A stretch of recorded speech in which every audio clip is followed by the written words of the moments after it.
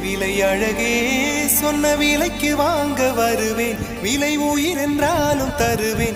இந்த அழகை கண்டு வியந்து போகிறேன்.